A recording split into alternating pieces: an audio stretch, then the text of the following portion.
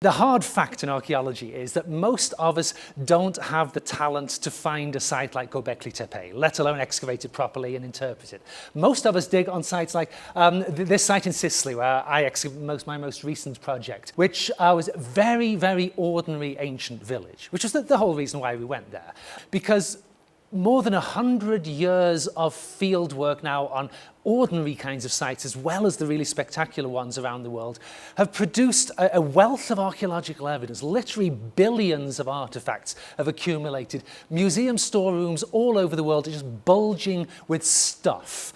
And not only do we have billions of objects to work with, we've also had a real revolution in the kind of techniques available to us, of new natural science techniques that change the whole way we can look at this evidence. I mean, over here, this sort of space alien stuff you see on the left, this is ancient pollen remains, hugely magnified, important source of evidence about diet. Here you see the extraction of ice cores from Antarctica, major source of evidence for ancient climate change. The new scientific techniques combined with the billions of artifacts now available, and then we feed them back into the more traditional sorts of literary evidence. And here we've got a papyrus of the beginning of the New Testament book of Matthew. Put all these pieces of evidence together. Collectively, they make an incredible source which has begun to transform the way we think about the fall of civilizations. Even the fall of kind of the mother of all falls of civilizations, the collapse of ancient Rome.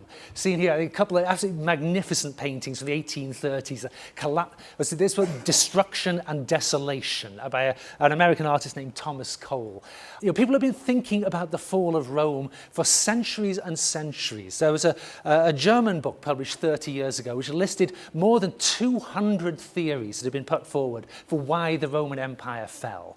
And in the last 30 years, we've accumulated so much evidence that we've now got to the point that instead of just adding more theories, we're actually able to start winnowing down the number of theories, getting down a little bit from the 200.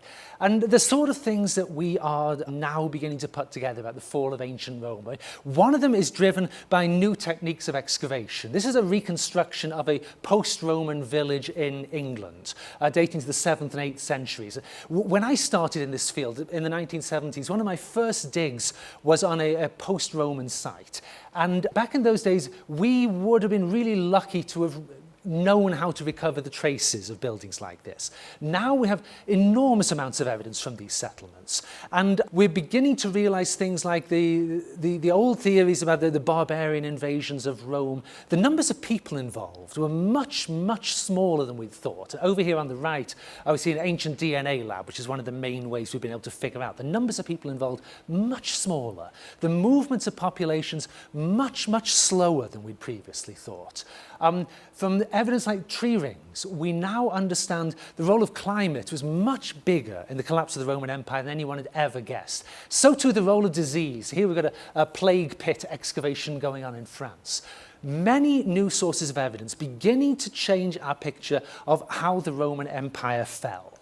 And also, we're able to put together a new understanding of the fall of the Roman Empire with similar sorts of evidence from more and more ancient collapses around the world. And on this slide, we've just got a 2,000-year span across halfway around the planet of the collapse of other ancient civilizations. Here we've got Knossos on Crete. There's a great collapse in the East Mediterranean around 1200 BC. And over here, about 2,000 years later, the Maya site of Tikal. With this huge comparison set now to compare all the different ancient collapses and ask ourselves whether we can begin to draw out some general theories about how civilizations collapse. And actually we can go all the way back to about 2200 BC with this sort of analysis now. The collapse of the Akkadian Empire in what's now Iraq. And it's a site called Tel Leilan, which is, you see right up at the top on the map here, where in addition to the usual sorts of things like great palace remains were dug up there. Also, this was the first site in Iraq where the study of ancient soil sediments began to show that the collapse of this Akkadian Empire around 2200 BC seems to be driven very, very heavily by climate change. We've got a number of recurring features beginning to emerge. And in fact, in my own thinking about this problem, the collapse of civilizations, it seems to me that in every major collapse, we have basically 5 factors that almost always crop up. I like to call them the 5 horsemen of the apocalypse. They show up again and again. The first of them is major uncontrollable population movements, which kind of overwhelm what the societies of the day are able to deal with. Following on from that, and often driven by it, is the rise of major new epidemic diseases, often created by disease pools which had been separate, now being merged by the population movements. Coming along with the population movements, epidemic diseases, we also tend to get the collapse of states, state failure and increased warfare. On the back of state failure and increased warfare, you tend to get the collapse of trade routes and massive famines. And then the fifth factor, which is always in there, but always in a very complicated way in the mix, is climate change. And these 5 factors seem to show up in nearly all of the major ancient collapses. Now, if you're sort of dropping in on lots of different sessions here at Davos and the conference, you will, of course, find people talking about all 5 of the 5 horsemen of the apocalypse. In fact, it's probably hard to go to a session where at least 1 or 2 of them are not going to come up. It's hard not to feel that we are now encountering some of the same kind of forces that have traditionally been involved in the fall of civilizations, which leads us to the question Susan raised at the beginning. Are we doomed? Well, it's tempting to say yes. Very easy to see a lot of recurring patterns. But this is where I think the new evidence we've got, archaeological evidence on the collapse of civilizations, this is where it begins to get really interesting. Because as well as cases like the end of the Akkadian Empire, where we see the 5 horsemen of the apocalypse riding, the civilization collapsing, we also have some cases where we see all 5 horsemen of the apocalypse, but we don't see the civilization collapsing. And that, I think, gives us the opportunity to compare and contrast and ask, well, what makes the difference? Why do some collapse and some don't in the face of the same set of forces? Sort of cases I'm thinking about, classic cases, of, say, Rome in the 3rd century AD, 200 years before the Western Empire actually falls. All 5 horsemen of the apocalypse very clearly present in the 3rd century. But the empire doesn't collapse. It bounces back. We get things like one of the great artworks of the Roman Empire, evidence for the invention of the bikini. Roman civilization did not collapse. This is from the 4th century site of Piazza Armerina in Sicily. Out in China, early 7th century AD, the end of the Sui dynasty, beginning of the Tang dynasty, all 5 horsemen of the apocalypse present. The Tang dynasty does not collapse, bounces back. This is the Wild Goose Pagoda from Xi'an, bounces back. More examples of this, 13th and 14th centuries AD in the Old World, an age of catastrophe. It's the age of Genghis Khan and the Mongol invasions, the Black Death, which comes back recurring again across the 15th and 16th centuries. Here another Sicilian representation of the Black Death. Terrible things happening, all 5 horsemen of the apocalypse. We don't see a collapse. So what makes for the difference? I think that is the interesting question here. And I think we can begin to see a pattern here too.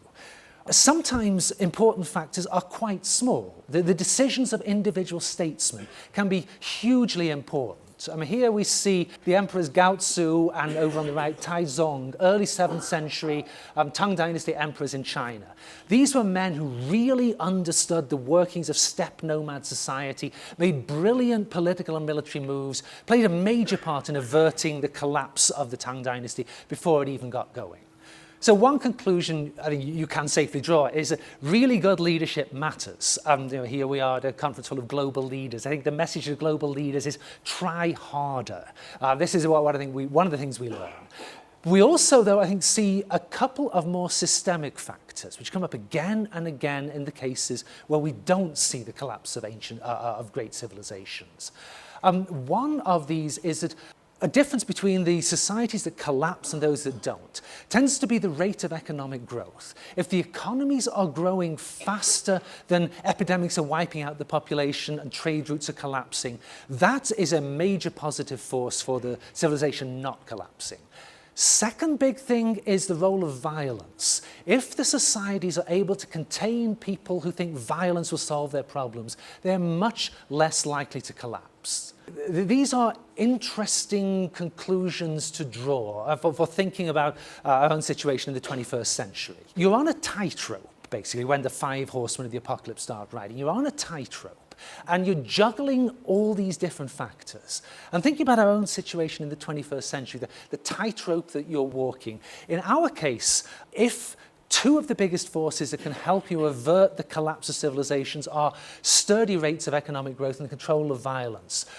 We do have a lot to worry about. The fact that the forces that have driven our economic growth, and here you see an example from Beijing, the forces that have driven our economic growth also seem to contribute massively to the building crisis in the 21st century. Our burning of fossil fuels has created one of the major challenges to our own century. It's like the tightrope is narrowing. By virtue of trying to avoid a sort of economic slowdown, we're kind of ramping up the pressures bearing down on our civilization. So the tightrope narrows. The other part of the narrowing tightrope is the fact that the weapons that we have now created mean we are in a position to have a collapse of civilization that goes far beyond any that has ever been seen before. The ancient Romans could not do this. We can. So thank you very much for listening.